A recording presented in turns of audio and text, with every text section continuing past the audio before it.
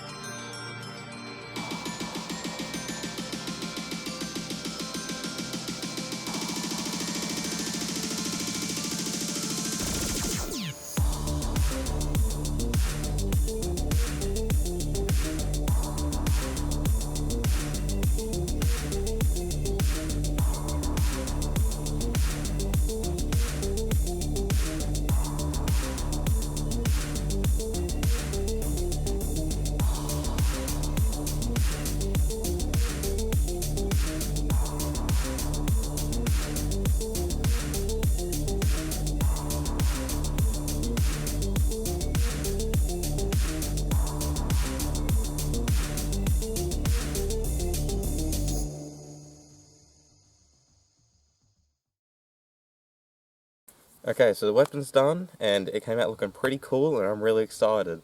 So let's go on to testing it.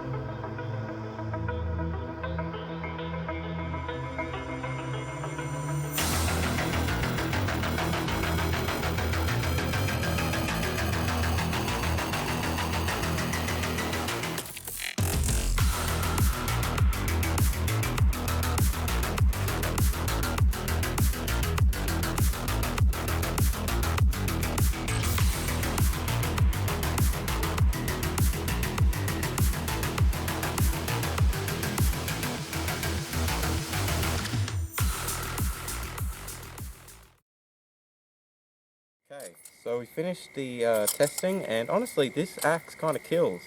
Not literally, we didn't test it like that, I swear.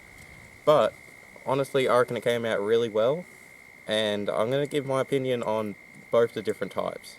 Okay, type 1 or form 1 is the regular axe. Now, here's basically the things about the regular axe I really like. One, it's got this little hold thing, so you can put this around your wrist so that when you're not, like, really holding onto it, it doesn't fly away from you, which is honestly kind of handy. It's also handy in the way that you can just swing it around like this if you really need to. And also, I reckon it looks a bit like Thor's hammer, how he like swings around and he takes off into the air. Now, another thing with this is that I really didn't think that the metal for the head would actually do well, because this is a piece of scrap. The piece of scrap came around on the channel at one point. I don't know what it was that we made it from, but when we like made it, I figured, hey, that looks like a bearded axe head, and I always wanted to make one out of it, and that's why I kept it for so long. And so eventually we did get around to it, because that's what we're holding right now, and it actually does really well as an axe head. Now, it does bend a bit, but nowhere near as much as I thought it would, which is really good. Now, another thing about the head is that it does do really well as being an axe. I didn't think it would do well as being an axe because of the fact of it bending, and I thought it would be out of shape in no time, but when we tested it on trees, it actually did really well. So, I reckon that the Form 1, it does pretty well. Okay, so and then Form 2...